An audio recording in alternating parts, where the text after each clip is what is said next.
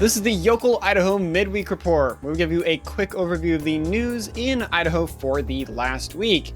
In particular, for this week, our top three stories is going to be the Boise Pride Festival, which happened this last week. Yippee! We'll dive into that a little bit. Big City Coffee winning big in court there, and we'll cover that because that's been developing. And then speaking of court stuff, we'll also be looking at the Moscow murder trial and how the location for that has been confirmed. And a gas station exploding up north. But we'll get to the gas station exploding part in a little bit here.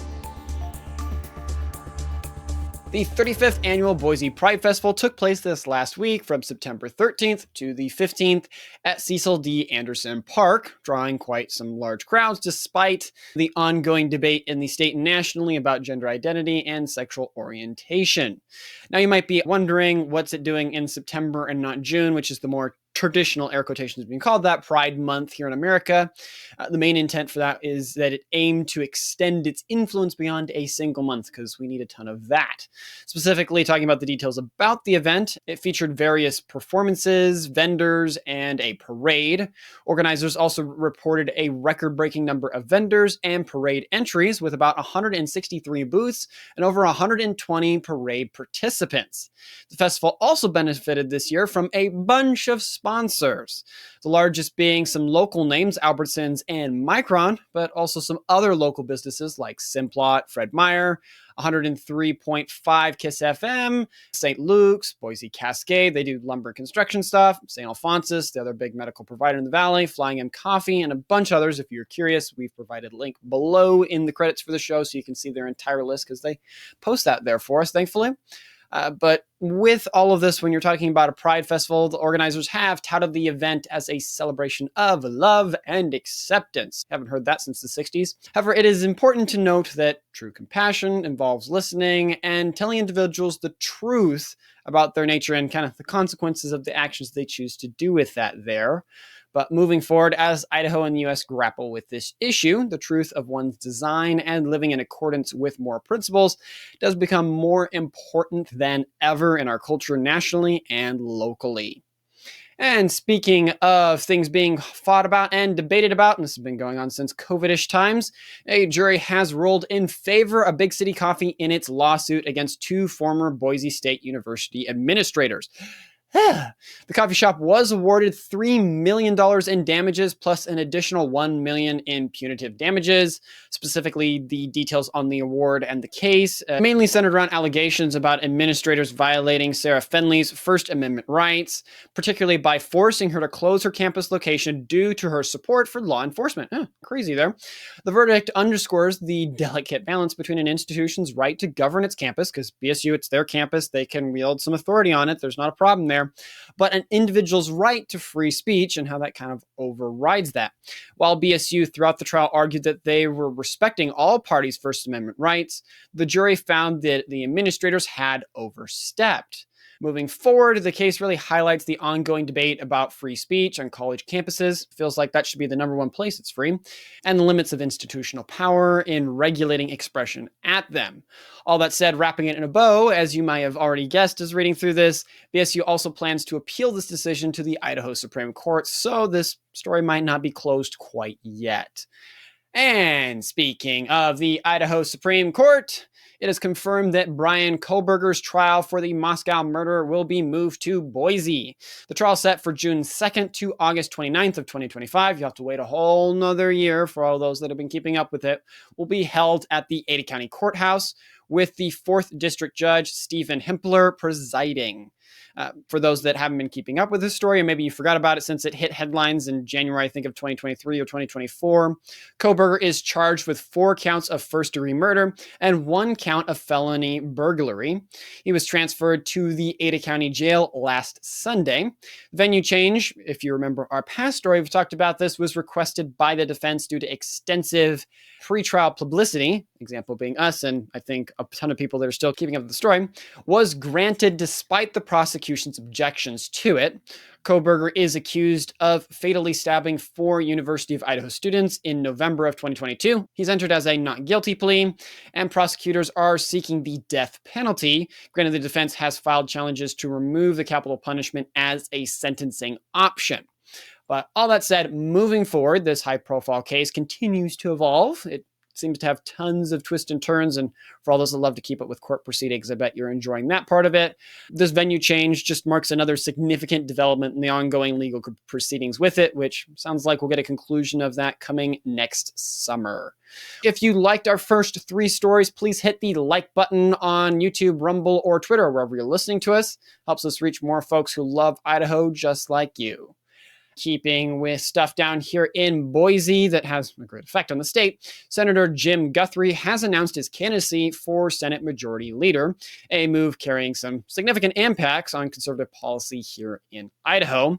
Looking at some context about the guy, he has a lifetime freedom index rating from the Idaho Freedom Foundation of about 51%, and his recent score just at about 36.3%. If you're curious about that, comment me down below and I'll explain it. Guthrie stands as one of the most liberal Republican senators in the Idaho Senate, so that's something to consider there. His track record includes blocking numerous conservative bills in the Senate State Affairs Committee, where he presided over, and sponsoring legislation to grant driver's licenses to illegal aliens. As a majority leader, Guthrie would substantially have some influence over which bills head and are assigned to committees, being the presiding person over in the Senate that can decide to draw things or not. His self-proclaimed pragmatist approach and emphasis on consensus building may translate to compromising on some conservative principles where he's trying to hit that consensus there. Now, you might be asking, Tyler, why on earth are we talking about this? This sounds super nerdy politics. I'm not nerdy into politics. How does it affect me? Get to the punchline. I will. The big reason being is that the Senate Majority Leader has the power, if a bill gets passed in the Senate, that he can then draw it and it never gets to go to the House. That doesn't matter if there's a vote. He can just, with his own authority, decide it's not going to go over to the House side to be voted on, and then it never has the chance of actually becoming law. So whoever is the Senate chair has a lot of power of really controlling what ultimately gets up to the governor to a certain degree, or half of it anyways. It also is concerning with the Senate GOP caucus facing some increased struggles, we'll put it that way. Guthrie's leadership could potentially steer Idaho's legislature with that power away from its traditional conservative stance it's been heading on the last couple of years. It has also raised concerns among those who want to maintain those conservative values and have recently got elected for that purpose.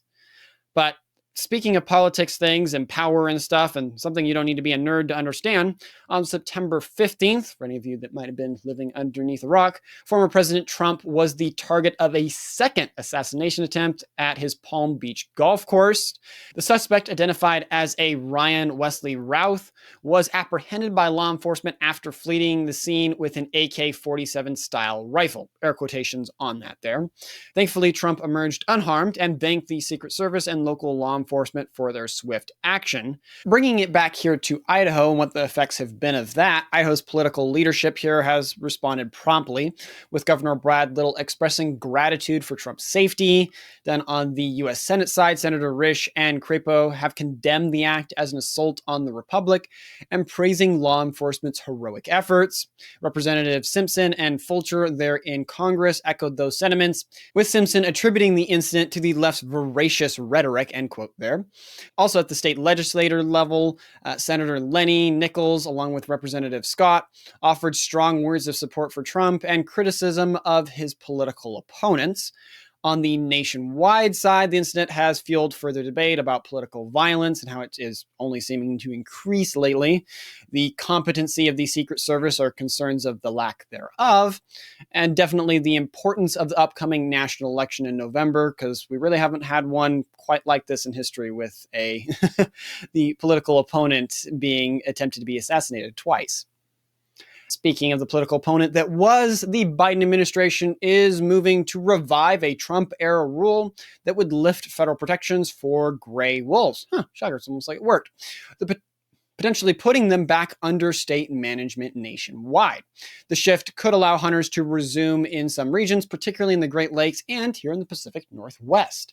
By the specific details about bringing that Trump-era regulation back, we have to start with the understanding that being good stewards of nature, we need to balance conservation efforts with human interests, because the two of them need to go hand in hand. We don't want to bulldoze the other.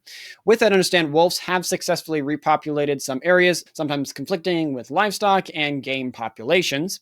The U.S. Fish and Wildlife Service aims for a recovery approach that allows wolves to thrive while respecting those living alongside them. Basically saying we want the wolves around, but we also don't want it at the expense of human beings. I agree with that.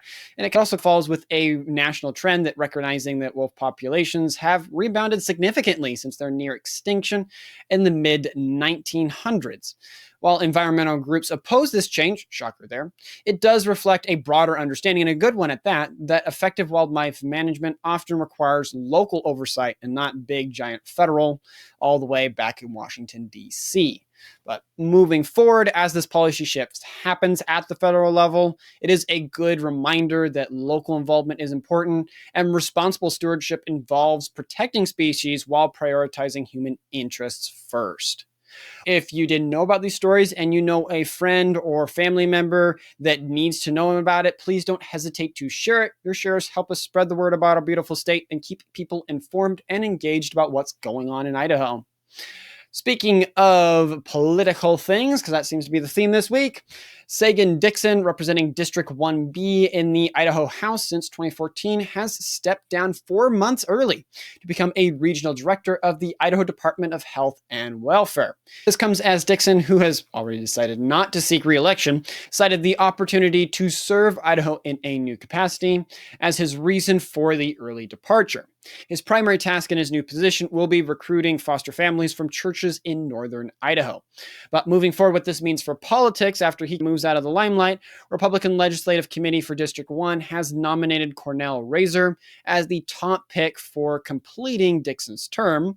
In November, he'll be facing Democrat Catherine Larson in the November 5th election for the 2025 legislative session, so the next one coming up. The effects of this does mark a significant transition for Sandpoint's representation, even though the session might not be happening right now. Dixon's departure and Razor's potential appointment could shift the district's legislative priorities and approach, mainly with especially given Razor's background as a former Bonner County commissioner, and with his strong ties to the local Republican Party, which it'll be interesting to see if the new person, Razor, will do so, and how it will affect how legislation occurs in that district. And speaking of something that all northern Idahoans love, firearms, and a recent development in Twin Falls has raised some alarming concerns about gun ownership privacy in Idaho. If you've been keeping with us for a little bit, you'll probably remember it. The Leads Online program, initially presented as a local law enforcement tool, has been revealed to allow access to gun data across all 50 states, so not in the local jurisdictions. This was revealed during a meeting at the Twin Falls Police Department and local gun owner shops, where officers admitted that information is, quote, shared with everywhere else, end quote. The program's extensive reach potentially infringes on Idahoans' right to define themselves through gun ownership without undue scrutiny. Attorney General Rao Labrador on that fact has stated that such data collection violates Idaho Code 183326A/2, which prohibits keeping registries of privately owned firearms. This situation definitely highlights the tension between law enforcement needs and citizens' right to privacy and to bear arms.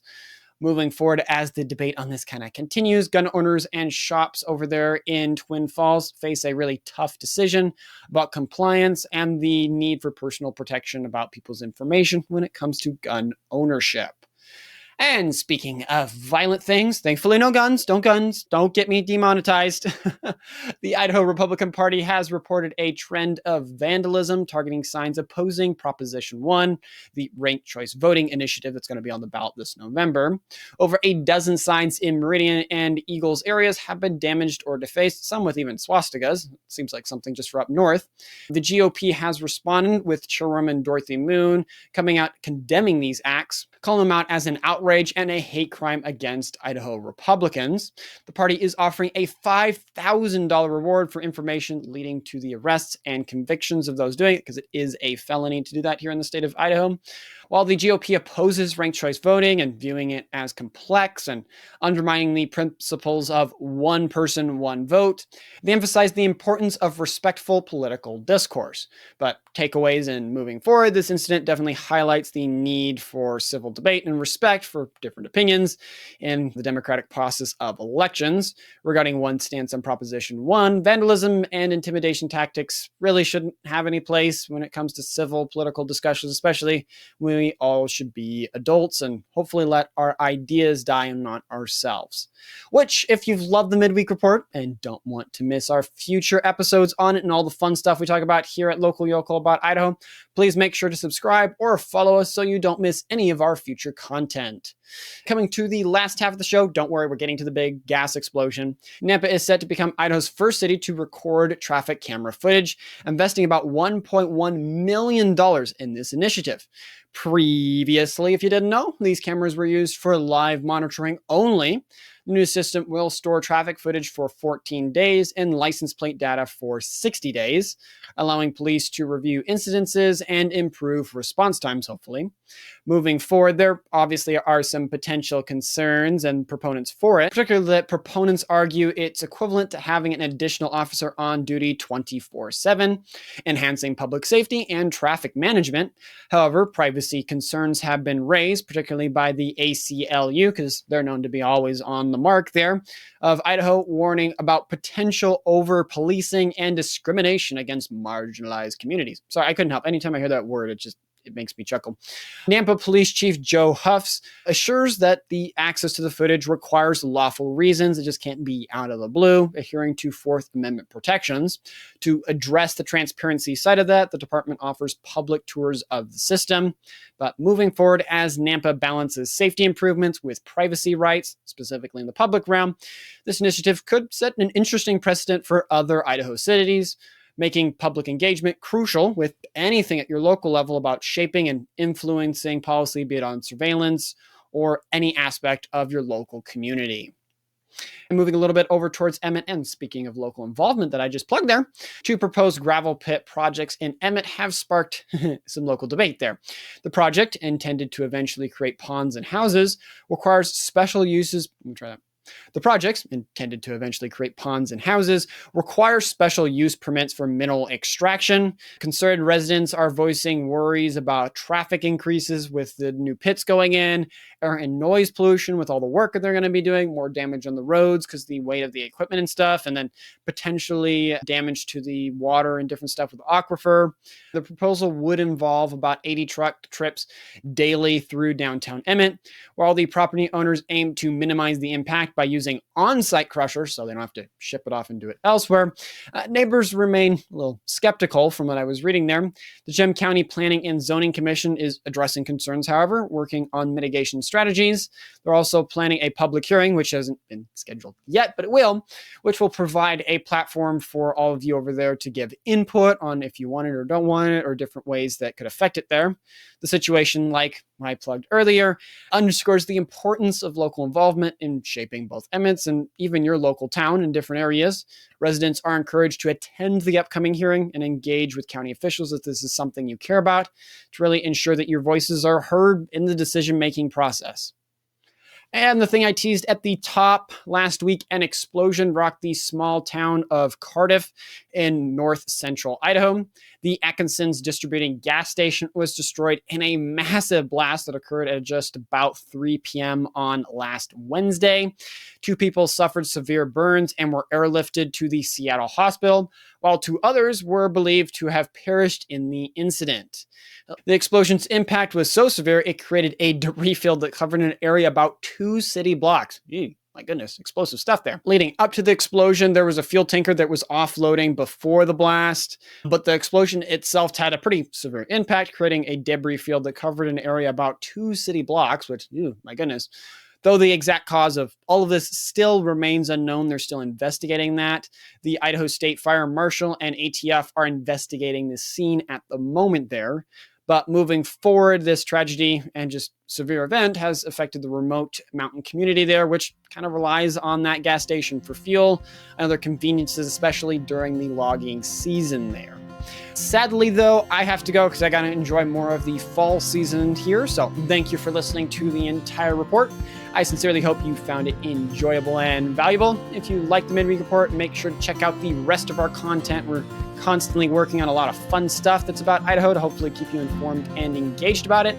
Also, if we missed any important points or provided incorrect information, please feel free to reach out to us via email at lyimedia@protonmail.com or tweet us by tweeting us at Local Yocal Idaho.